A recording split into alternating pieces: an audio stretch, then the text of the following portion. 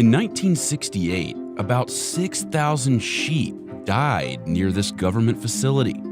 They were poisoned by a chemical weapon named VX. The US hasn't been known to actively use VX in combat. In fact, it's begun destroying its stockpile of chemical munitions as part of a UN treaty. But it's just one of many strange and secretive experiments that happened within these walls. Experiments on sheep, mosquitoes, and even civilians.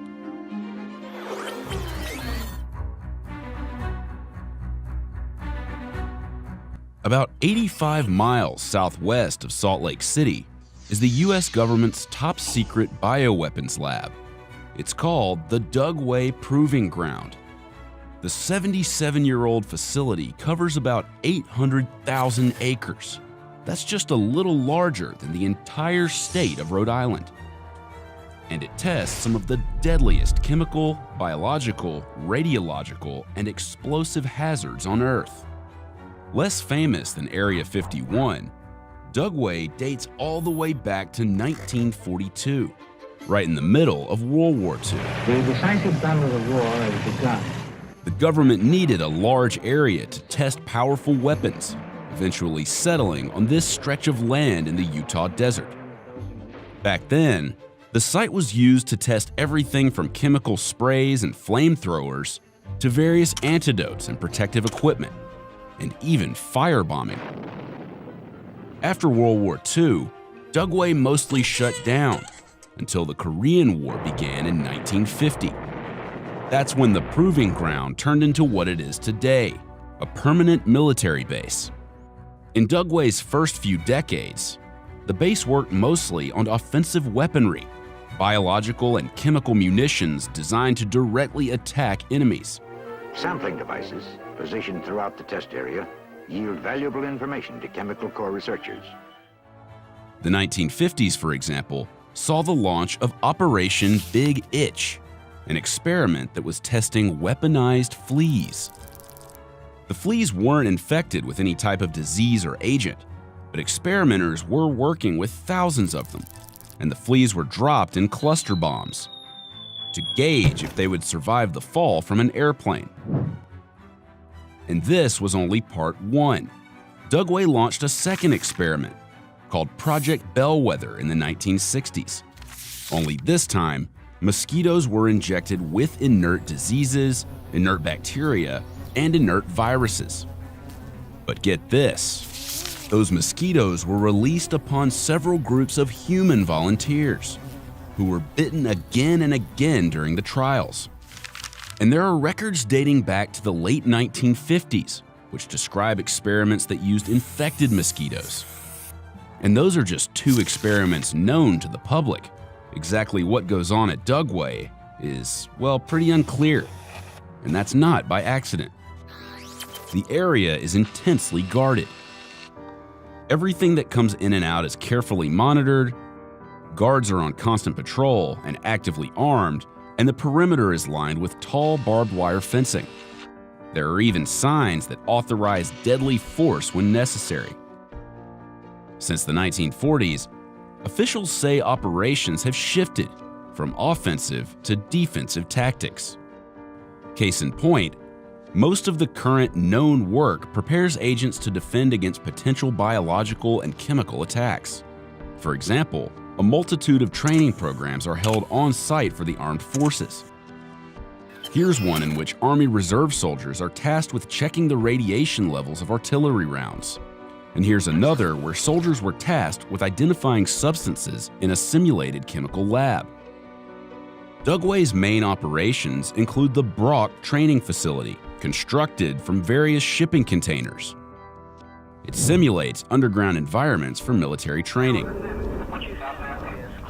There are also various buildings and rooms that serve specific purposes, like the decontamination testing chamber, the wind tunnel testing room, and the material test facility.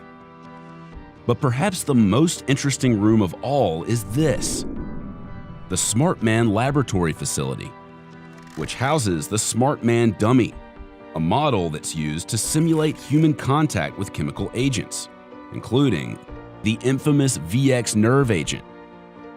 Specifically, the Smart Man helps the lab develop more effective individual protection respiratory equipment, essentially gas masks and the like. A variety of chemists, chemical analysts, and technicians work on site, and the use of airtight chambers and gas masks is not only common, but mandatory. Despite all of this dangerous experimentation, the work done at Dugway hasn't always been properly contained. Remember that sheep incident? That marked the start of a worrisome track record. It happened when overhead planes spewed out the nerve agent into the wind, accidentally sending it into nearby farmland in Skull Valley. Within the next couple of days, farmers found thousands of sheep dead in their fields.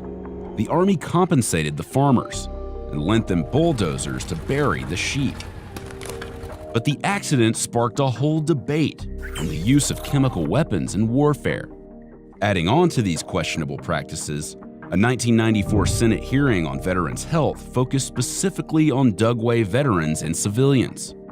A report found that people at Dugway were exposed to biological and chemical simulants believed to be safe at the time, but that the Army had later stopped using many of them because they realized they were not as safe as previously believed. One veteran, who was accidentally sprayed in the face with the chemical DMMP in 1984, found himself wheezing and coughing the next day, symptoms that ended up lasting several weeks. Despite this, he was given only cough medicine and antibiotics by the Dugway Army Hospital. The Dugway Safety Office assured him that the chemical was safe, but by 1988, officials at Dugway had reevaluated the simulant's danger and were concerned it could cause cancer and kidney damage. In 2011, the facility slipped up again. It went on lockdown after workers lost a vial containing the VX nerve agent. Nobody was permitted to enter or exit the facility, not even the employees. And in 2016, the CDC and the Department of Defense launched a major investigation when a review team found that Dugway had been operating dangerously for several years without the government's knowledge.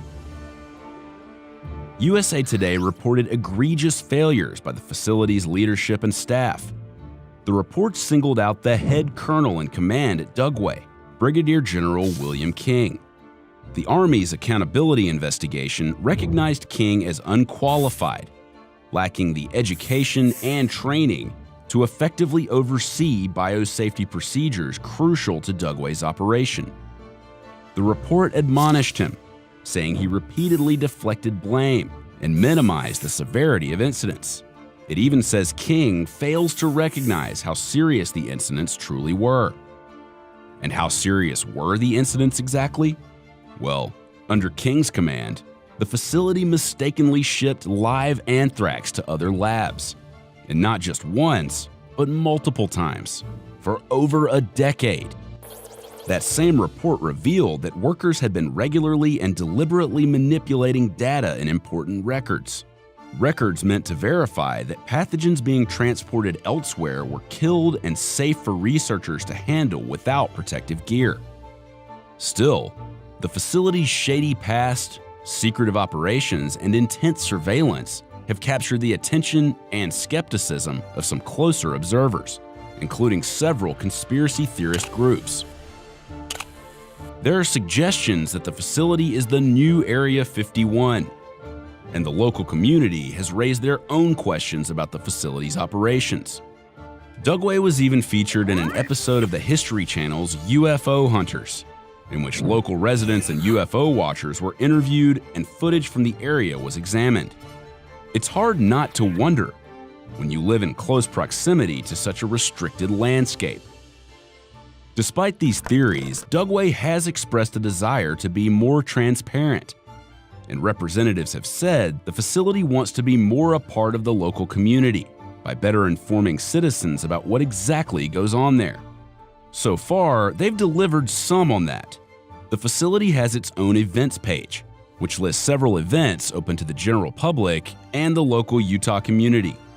This year, they're hosting a trail race on the facility grounds. Certainly, today's Dugway is a far cry from the 1940s Dugway, which was entirely closed off to the public. But despite the shift in the level of secrecy, much of Dugway's testing remains classified, preserving the skepticism and mysteriousness surrounding the facility.